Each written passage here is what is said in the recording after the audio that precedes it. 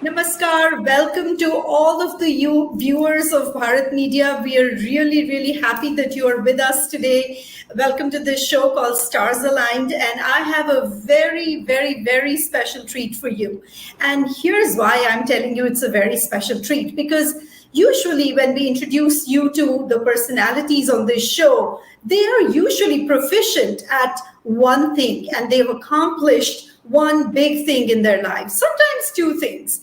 The person that I'm going to introduce you to today, he wears so many hats. You can say that this person has done it all. And here's why. He is a TV and film actor. He's an accomplished screenwriter, and you will have seen a few of his movies for sure. He is a film director and producer. And to top it all, he is also a published author. So I don't know if any one person can do this and more. And I don't know how he has been able to do all of these things. So without further ado, let me introduce you to the star of today, Mr. Karan Razdan. Mr. Razdan, welcome to our show. Thank you. Thank you so very much. Great. It's such an honor to meet you and to actually be talking to you live. Very, very grateful for giving us your time today. You're most welcome, and a big namaste to all the audience. Oh, thank you. Thank you. Thank you. So, Bharat Media viewers, here you go. All right. So let me start. I don't want to waste any time. Let me go ahead and get started with, let's go back. Let's take you down memory lane a little bit. So tell our audience a little bit about how you ended up in the National School of Drama. So I've read, things about you, and I've heard that for the longest time in your childhood, you were not interested in movies and, any of that stuff. So how did somebody like that end up at the National School of Drama, no less? Well, till the 10th standard, primary, secondary school, I was petrified of even getting a whiff of the air conditioning of a cinema hall. Because every film that I saw, whether it was romantic or it was patriotic or whatever, I used to have sleepless nights, and they used to make such an impact that I couldn't stop crying sometimes. Oh, wow. So, yeah. And then in the 10th grade, what happened was that the whole school was being taken to see a movie. Mm-hmm. I could not chicken out, because then they would have teased me, they would have bullied me, and they would have known my secret, my own classmates. So I went along, and that is the first film where I could relax with one friend on one side and another on another, and kind of enjoy the movie, or rather tolerate the movie. Do you remember what movie it was, sir? Yes, it was a film called Badi Didi or something, and it had Jitendra and Nanda in it, and I that was the first film where I did not get the frights. Interesting. So did that kind of help you switch to being more amenable to movies? Yeah. So what happened was that all the movies that I had missed, I caught them in morning shows. And became a big movie buff. And I suddenly felt that I wanted to be an actor. Mm-hmm. So I applied in the Film and Television Institute of India. From Right. that institute, almost every actor of that era has come out. Uh-huh. Right. There were people like Vijay Arora and Shakti Kapoor and name it, and they were from there. So it Right. was very famous. So I Uh-huh. was selected to the last 25, 30, and then they found out that I was not 18, I was 17 and a half. Oh no. So they said, we can't give you admission. And Wow. So minor uh, logistical issue basically. yes, absolutely. So after that, I came to know about the National School of Drama in Delhi. Being a Uh-huh. Bombayite, Uh-huh. I then applied there. Even there, because of the age factor, I was kept in waiting, Oh in the wow. waiting list. Yeah. So Uh-huh. then somebody dropped out, and they asked me to join. Oh, wow, wow. So that was meant to be. Yeah. So tell us a little bit about your days in NST. What did you do there? What did you learn? Who did you interact with? Just build up a little bit of those times for us, please. I think I'll be eternally grateful to my director, my teacher in the National School of Drama, Mr. Ibrahim Al Qazi. Uh, whatever I am today is because of that one man. And Wow. yeah, and the best part is that, the whole school was petrified of him. And, when his car used to come into the compound, everybody would be scampering to, hide themselves. But Uh-huh. being, I guess, just about 18 or so, Uh-huh. I kind of took it in my stride. And if Right. he asked me in class, why didn't you come yesterday? So I said, sir, I was not well. So he Uh-huh. said, but I saw you in Connaught Place. I said, no, sir, that can't be possible. I was in Daryaganj. Oh no. So I think he liked my wit. Uh-huh. And yeah, he was fond of all of us Yeah. and very You strict. know, Great teacher, greatest. yeah, yeah, it's amazing that you mentioned his name also, sir, because we've had several people who've been to NST from from there, who've been on the show, and single-handedly everybody acknowledges his presence in their Yeah, lives and his impact on their lives. So I'm not really surprised that yet another 17, 18-year-old kid was impacted by Mr. Al-Kazi. Very, very impressive. It's such an impressive legacy to leave as yeah, a leader of that organization. yeah. Great, Great. great. So, who tell us if you had some classmates that you went with that we would know, and or any anecdotes that you can remember from that time. I think a lot of my classmates are very, very popular today. Uh-huh. It is just that they had finished their graduation. I was an undergraduate or a dropout, as whatever you may call it. And in fact, Anupam Kher was in the class. Uh-huh. And I still remember that even back then, he was very matured because he had not only finished his graduation, he had Uh-huh. also done his Indian theatre in Chandigarh 1 year. Oh So, wow. he had come with a lot of experience. So was Satish Mhm. Kaushik, Uh-huh. Govind Namdev. And I Wow. think everybody that I can remember was Uh-huh. older than me. Uh-huh. And so sometimes I feel that, they did not take me very seriously, apart from Satish Kaushik, who was a big movie buff. And Uh-huh. he would always accompany me for lunch and, bring lunch for me from his home, being from Uh-huh. Karol Bagh.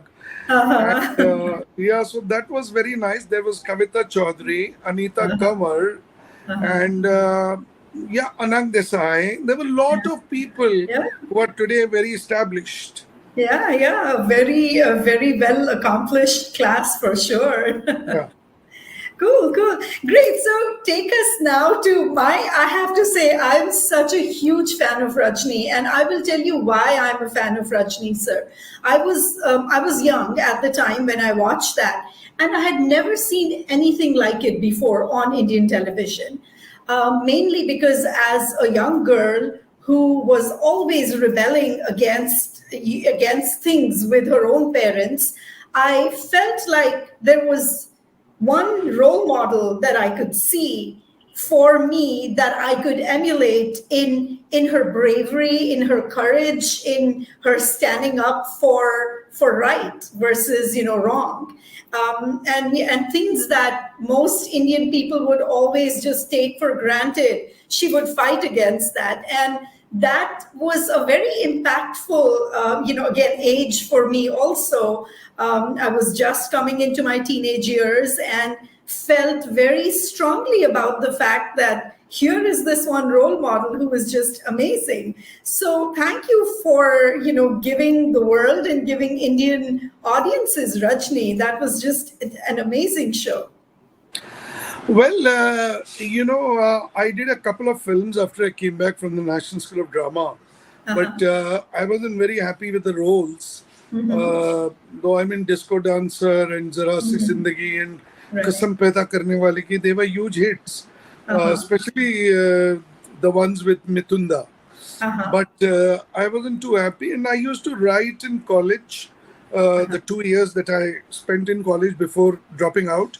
And I continued the writing, and that's where also I want to thank Ibrahim Al-Qazi ji, because he would narrate a play or read out a play with the nuances of the playwright.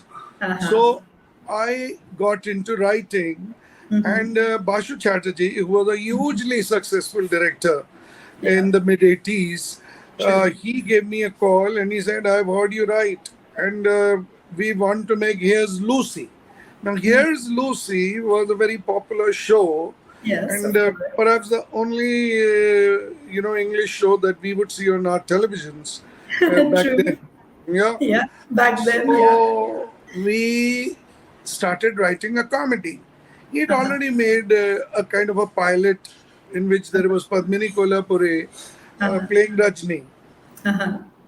So when we made about 4 scripts, Padmini Kolhapure got too busy. So now Bashu Chatterjee and me, we had hit it off quite well. So over drinks, he asked me one night that if not Padmini, then who? So I said, what are the choices? He said, Anita Raj, Bindya Goswami, and Priya Tendulkar. So I said, okay, Priya Tendulkar. He says, why, you know her? I said, no, but I've done a father's place.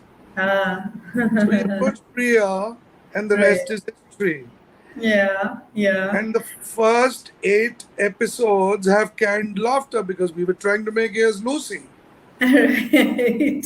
But we were getting nowhere. And then this gas cylinder episode, which I had written, became a huge hit because gas cylinders were being sold in black. Yes, very touchy subject. I had exposed them. By then, I had also started acting in Rajni because we weren't getting a husband for Priya Tendulkar. The husband's role was nothing. So Bashuda insisted I do the role. So this is how we found our way. And then Manu Bhandari ji from Delhi, she wrote an episode about the taxi walas. And I wrote about the school admissions and, the corruption. Correct. So this is how we found our way to Rajni.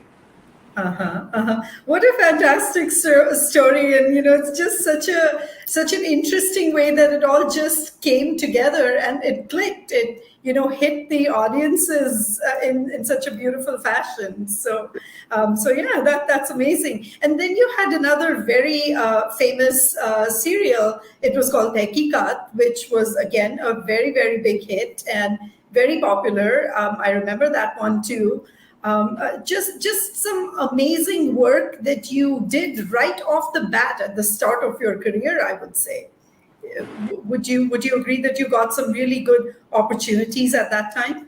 Yeah, with Tehqiqat, actually, I turned writer and producer So being the producer, I did not have a director. So Shekhar Kapoor being a good friend, and we were doing a few films together.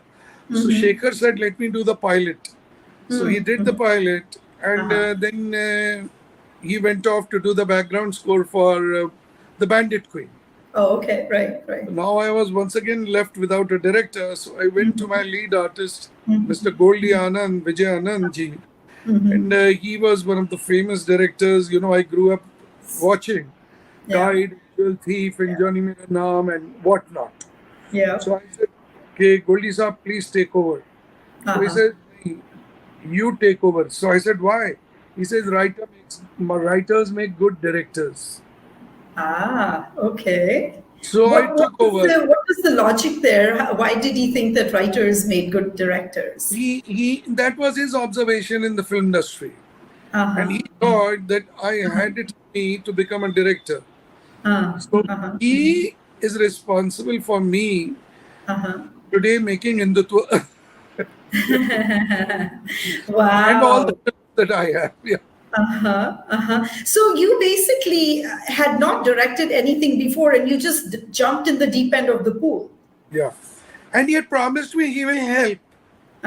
But whenever I looked towards him for help, he turned his face away, and I used to curse him.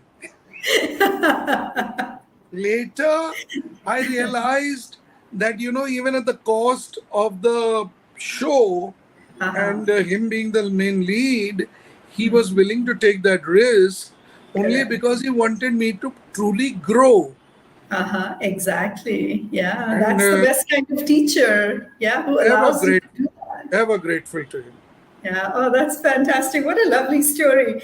I want to ask you, and before we jump onto, I will ask you a lot of questions about Hindutva because I'm very curious about some of the ways that it came around. But before I jump into that, I do want to ask you, you had all of these roles as actor and writer and producer and director. What role do you relish the most? What is the skill set that brings out your best, and what do you relish the most? I think I'll describe them in one word. Acting is like a holiday, a picnic for me, where I don't have to use my brains too much. Writing is like breathing to me. I cannot, do without it.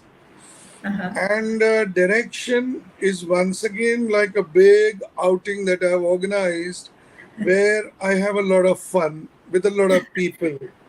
And, apart from logistical nightmares or, the weather or something, I think I am the happiest man on the set. That's very interesting that you say that. Talking about writing as breathing, is that why you also use that as a creative outlet for when you write your books? Because you've written a book and you've published it, you're a published author. How do you do all of that? Like, how does that work out in writing for movies and writing a book, which in my mind are two completely different, ways of thinking? Writing for movies, it almost feels like more of a collaborative effort, and writing a book seems like a one-man show almost. How do you relate all of those things? Actually, I have been spiritual from a very young age. After I came back from the National School of Drama, I guess, or maybe in the third year of the National School of Drama, one line of Osho's that there is more madness in the outside world than in an asylum triggered off the film Dilwale, where Ajay Devgan plays the mentally disturbed character. Yeah. And everybody outside you will see, from Paresh Rawal to Himani Shivpuri to Gulshan Grover, that, there is a kind of madness going on. Madness, yeah. So I was always spiritually inclined, and in between, I hit a very rough patch in terms of movies. So I thought that I needed to put my thoughts on spirituality down on paper. And that is how the secret law of blessing was born. Wow, wow. What a beautiful way to, express what Yeah. I would consider a very difficult career. The industry that you are in, if it gives you highs, it gives you a lot of highs. If it gives you lows, it gives you, quite a bit of lows. So I think that's a beautiful way to, assimilate all of that and then still continue to be creative and expressive.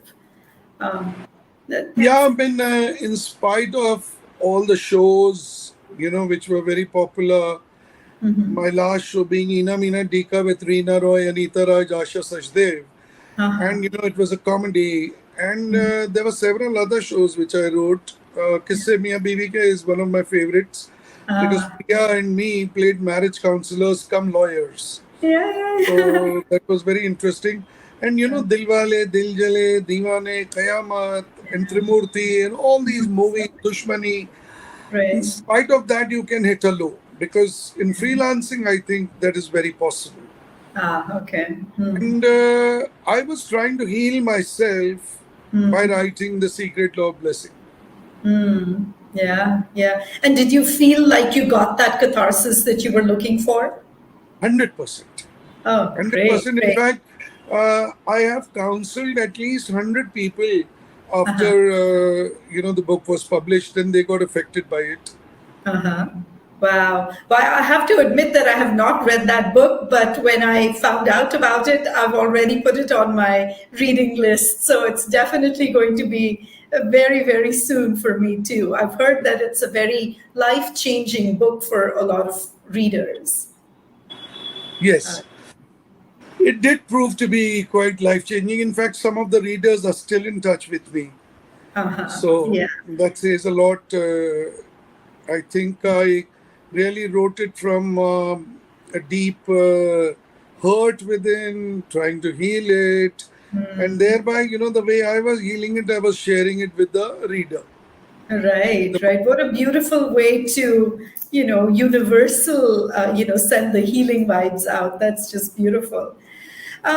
Okay, I'm going to take a little tangent here and go to your latest project. And very, very excited. I've seen trailers, I've seen motion posters, and I'm very excited to. I have a few questions for you about the back end too. But if you could tell me a little bit about how did the idea germinate in your head for the movie Hindutva? And tell us a little bit of the backstory of how it came about.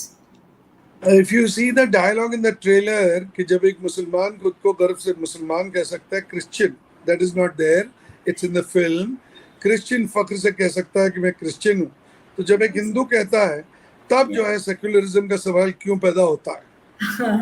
True, true. So this is what was my first thought, Uh-huh. and that gave birth to a whole film. Wow. So why or how did the thought occur to you? Like, was there a light bulb moment? Was it something you saw or heard around you? Was Yes, that I an see. incident? No, I could see for a long time people in whispers trying to say, why can't I say, yeah, I'm a Hindu? You know, why do we have to all the time, kind of pander to other people's sensibilities and sensitiveness? I mean, you can't keep behaving in a certain way because somebody is going to get hurt. And Uh-huh. there was also this, the previous governments who kind of drilled it into your head that, it's a secular state. You Uh-huh. have to remain secular. They can Right. be wrong, the minority can be wrong, but the majority can't be wrong. So, there was Right. a guilt complex about the majoritarianism. And Right. this guilt complex was making me very angry. So this was kind of an outburst. Oh, that's very beautifully said. I really like the phrase that you just used, that it's an outburst. And I have to be honest with you that I also have felt that in the past, that how is it that other people from different religions are actually proud to belong to that religion, proud to follow those customs, traditions, whatever they do. And Hindus have always been asked to be secular, and I don't understand. But then what ends up happening is that if you announce yourself as a proud Hindu, you automatically get relegated to, oh, you're a right wing fundamentalist. And then you are kind of pushed off brushed off the table. How did you attempt to stay relevant and not get brushed off as, oh, he's just another, right wing Hindu fundamentalist? And how do you keep in the movie, of course, and, in what you are trying to say in the movie, how do you keep that stable, argument that doesn't relegate you into, oh, this is too extremist, we don't want to listen to this? How did you manage that? Actually, apart from a few friends in the industry, I've always been a recluse as far as the industry is concerned. Mm-hmm. I really think that, I also am a commercial writer. It's not as if I've kind of made a very realistic cinema. Apart from Mittal versus Mittal, which was based on marital rape. Exactly. That is very... I find it very difficult to hold a conversation beyond 2 minutes with most of the industry people, because I think that, they are not well read enough, or they are not, they can only talk about movies and nothing else. And, that also not the way I like to talk about movies. So I don't care what they think, whether they call me right wing, left wing, some gutter wing. So it doesn't make a difference to me. And all said and done, I may be born and brought up in Mumbai, but being a Kashmiri Pandit myself, it kind of hurts me. I think so are you. Yes. Yeah, I can see the Zutshi when you came online.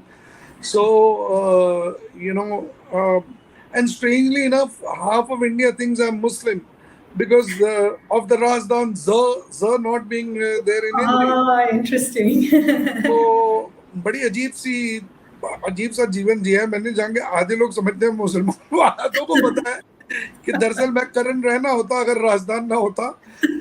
तो ये बड़ी उनकी angst and everything put together is what came to give me, I won't say courage, conviction to make Hindutva. That is a very interesting thing you said about, the courage versus the conviction, because, and you also said that there are a lot of people who you've talked to in the past that say it, but a lot of times it just stays in hushed whispers behind the scenes. And, the conviction of, stepping forward and expressing that and putting it out in front of the public doesn't happen. So kudos to you for actually making that happen and voicing the voice of a lot of people. A lot of people have those thoughts. One very famous filmmaker, I won't name him, he, after seeing a trial of Hindutva, said to me, you have been too direct, you haven't layered it at all. So I told him, do you layer an outburst? Correct. When you're having an outburst. Yeah. So I don't know if he got it or no, or if he, agrees with me or no. But the point is, you're just saying things very loudly, very randomly when you're having an outburst. Right. That's right. what Hindutva is. Yeah, and I think the time for subtleties is over. I think it's time to be blatant and put it out there. And that day, some reviewer was saying that, how the left wing has toxic thoughts, but they are clever enough to hide them and make a movie. And I said, who cares? Even their cleverness is being appreciated and honesty is not. Right, exactly. I think a lot of times, yeah, there's a lot of charm and, personification of intellect, which sometimes, yeah, crowds out the actual reality too. And I feel like saying it like it is the best way to do it. Honesty really is the best policy in that sense. True.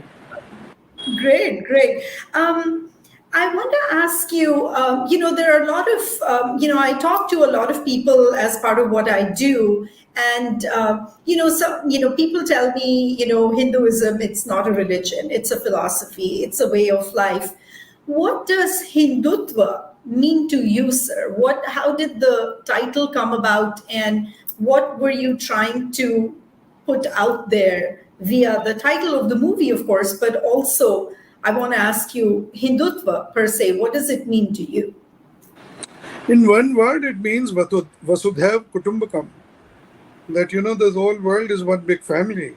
Yeah. Yeah. But when I say that is what Hindutva means to me, does not mean that I'm not aware that other religions are not thinking on the same line. Correct. So I cannot be blind as I live. The moment we wake up, every human being seems to fall into a dream. Right? Interesting. Yeah. The moment you wake up, you just, want the dream to begin. So I am aware of this. So I wake up to reality, and I cannot just, cover my eyes and say it does not exist. So I am only a mirror, I try to be, and just reflect what the society around me is. Yeah. And that is what is shown in Hindutva. That, you may be well-meaning. And of course, there are people who have radical thoughts about Hindutva. But there are people who have very philosophical thoughts, very deep thoughts about Hindutva. So, I'm trying to reflect every kind of person in the film. Yeah, and that makes sense to me a lot. There's one thing, sir, that I'm thinking that I think from the trailers I saw that there's a line that Anup Jalota ji says in the movie, saying, "Agar हिंदुओं को अपने देश से निकाल दिया जाए या mistreat किया जाए," and I'm not saying it exactly right, but अगर हिंदुओं को निकाल दिया जाए तो वो कहाँ जाएंगे? हिंदू और कहीं है नहीं. Again, agreed that Nepal is probably the only country in the world that is a Hindu kingdom. But how many of us will fit there? right, exactly. That's exactly what I was thinking when I heard the dialogue. I was like, "Agar chale bhi jaye Nepal, fit nahi aayenge sab." Because that was there in the script, but I took it out because I said, making the scene very long. Right. Today enlighten your viewers that the next dialogue, which is not there in the trailer, is that Ashish asks him, Bharat, his son asks him, but Bauji, हमको कौन निकालेगा? ये हमारा अपना देश है. And his reply is, Kashmiri पंडितों ने भी यही सोचा था कि ये हमारा अपना देश है, हमें कौन निकालेगा? लेकिन वो 89 से जो लेके वो लोग अपने ही देश में रिफ्यूजी की तरह जी रहे हैं. Right. तो हिंदुत्व खतरे में है या नहीं, ये मैं तुम पे छोड़ता हूँ. So this was, I have had various thoughts and I have tried to put them all out there. Yeah. I won't say they are warning shots, but they are definitely meal for discussion. Exactly. And that is what actually I was thinking when I saw the trailers and the posters. And I was thinking that, oh my God, but there are so many different topics also that you can discuss. There are so many aspects, even just, and I can't even imagine, after I watch the movie, what is going to happen at our dining table in at home, because I can tell you that even from the trailers, I see, and you said you had these various thoughts. I see the JNU issue, in the college students angle. I see the Kashmir Article 370 issue. I see the religion politics, friendship. There are just so many things that I only gleaned from the trailers itself. And I can't even imagine how rich the full movie is going to be, which is going to spawn hopefully a lot of good, healthy discussion among hopefully right thinking people. So I think in that sense you've done a great service to the country and to the people, to force them to think about things. I definitely want to change the image of the right wing because the left thinks that only intellectuals can be born in the left. And, Correct. to be religious, to be spiritual is a lot of nonsense. I mean, Correct. they negate the science behind the spirituality, the Yes. science behind s- everything that Hindutva stands for, whether it Uh-huh. is religious practices, whether it is meditation, whether it is yoga, I mean Ayurveda. I mean you name it, and Yeah. I don't look at religion. Hindutva as a religion, for me, it is science. For me, Right. even a Buddha, who must have Right. been born Hindu, Uh-huh. is a scientist. Yeah. Yeah. He's a Oh, that's scientist. I uh, mean, he can connect your soul to the universal soul. yeah. What bigger intellectual are you looking for? In fact, I have started looking down on intellectualism Uh-huh. because spiritualism is far greater. Yeah, I feel like that too. I agree with you. And it's, that reminded me of a really beautiful line I heard in one of the trailers that said, जो विज्ञान के पहले ज्ञान था Indian, culture में, that is what the Vigyan is based off. It's based off of the Gyan from that we had as a culture centuries ago. Yeah. So that definitely gave me goosebumps when I heard that line, and it stuck with me. That's a beautiful line that's been added to that. So that was beautiful. Um, I want to ask you, sir, about something a little more.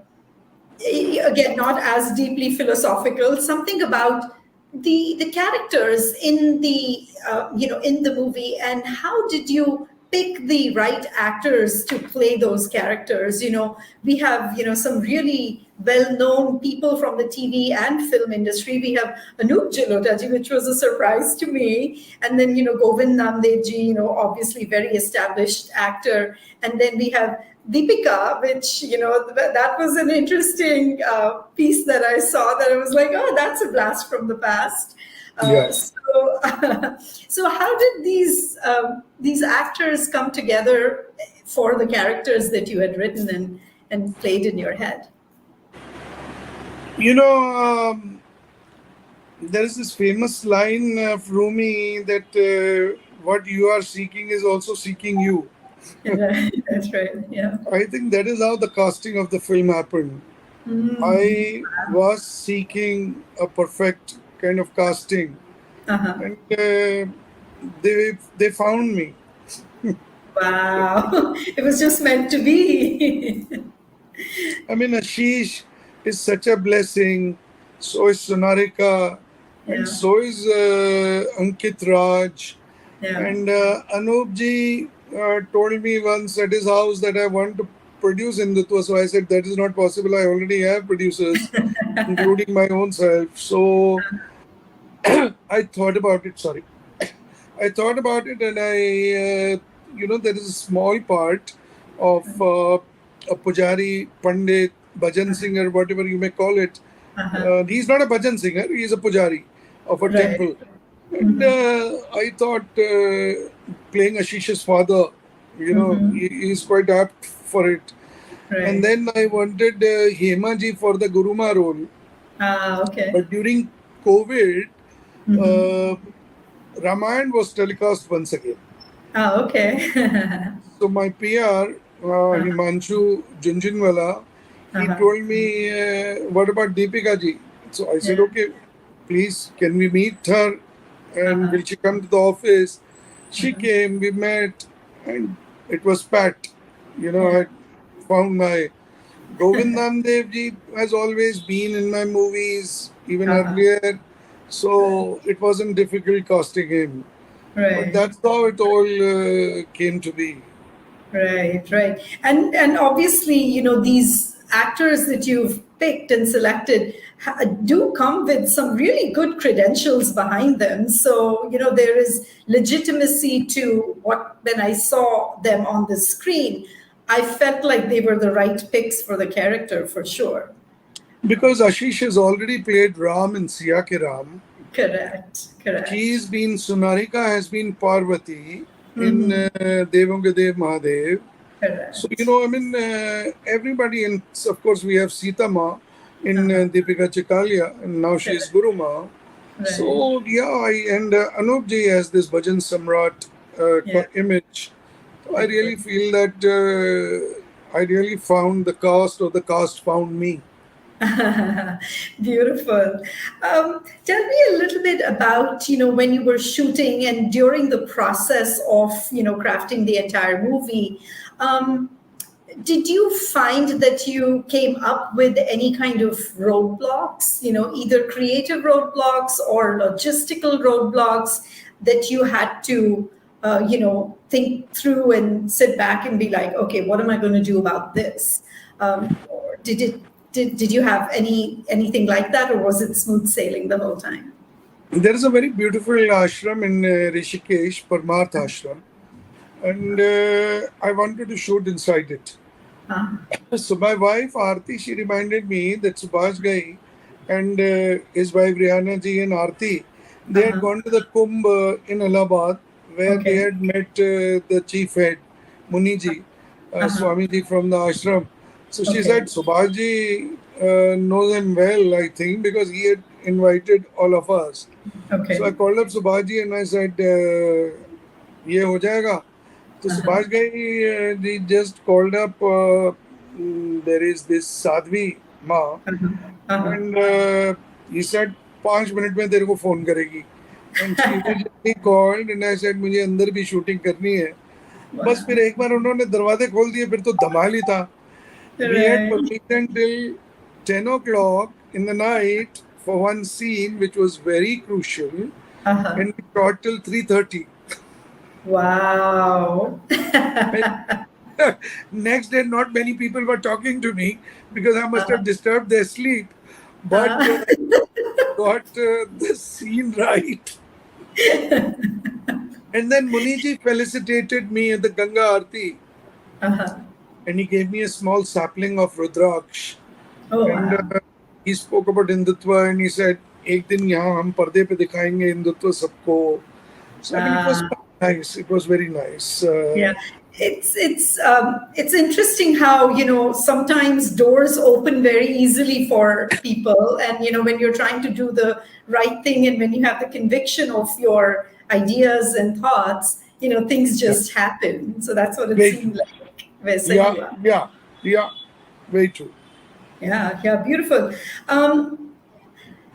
And I'm going to let you go very soon, sir. I just have a couple more questions for you. So, um, tell me a little bit about um, the fact that you have, and I'm trying to make sure that I say the right words when I ask you this question. So a lot of people would say that this, you've picked a controversial subject, so to speak. You are not new to, it's not like you are new to making movies or shows that are not controversial. You've handled, like you mentioned, Mithil versus Mithil was, marital rape, which is unheard of, as a topic.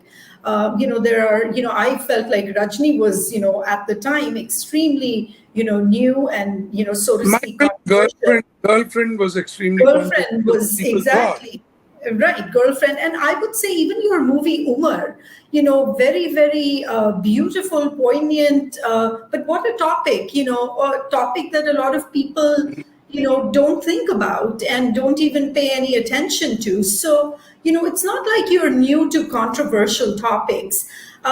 Do you feel like, are you mentally ready for a so-called controversial topic and to put it out there and then take all the positive and negative feedback that comes with it?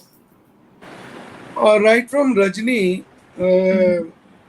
me and Priya, we had received death threats for Wow. certain dialogues in Rajni, which was Wow. about sound pollution. Uh, So I think I back then may have got a bit frightened and went to rush to Gulzar Saab, who was my uh, mentor back then, and I said, "Kya karna hai?" So uh-huh. we went and met Dilip Kumar Saab. So Oh, I said I wow. want to meet him because he can speak to so and so person, and so he said, "Okay, let me fix an appointment." Within 2 hours, Dilip Saab gave us the appointment, and me and Guldar Saab went to him and we told him about he was seeing a kid who was a writer and an actor Right. talking.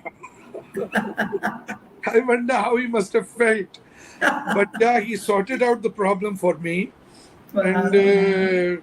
so I don't think I think dead films are non-controversial. Alive films will always be controversial. Very well said. That's actually beautiful. I have to ask you, sir, about the song that I'm hearing in the trailer, the Daler Mendi song. Oh my God, it just hits you. It hits you right, like you said, it feels like a singing of an outburst. Like you said, the movie, the thoughts are an outburst. The song actually exemplifies that for me too, Yeah. especially, in a voice like Daler Mendi's. How did that come about? It's such a beautiful song, beautifully, shot that I'm seeing. Tell me a little bit about how that came about. Before COVID hit India, Uh-huh. we were in Madhya Pradesh shooting a docudrama of mine called Shiv Tantra. Ah. Mm-hmm. And that is still not out. It will be after Hindutva is released. Uh-huh. So there, this lyrics writer Shweta Raj was with me. She had written a bhajan in Shiv Tantra. And she had written Krishna and Hanuman and all these mythological Uh-huh. religious serials. So I told her about Hindutva. Mm-hmm. And I said, we need a song. Uh-huh. So when I came back to Mumbai, I thought, let's record the song. Uh-huh. In a dummy voice with dummy instruments. We call it a scratch. Right. Mm-hmm. So she wrote, "Tu mera astitva hai, hindutva hai, hindutva hai." Uh-huh. And right then I knew that we had the song. Uh-huh. Because, for any word to rhyme with Hindutva is very difficult. Very hard. Right. And she had found it.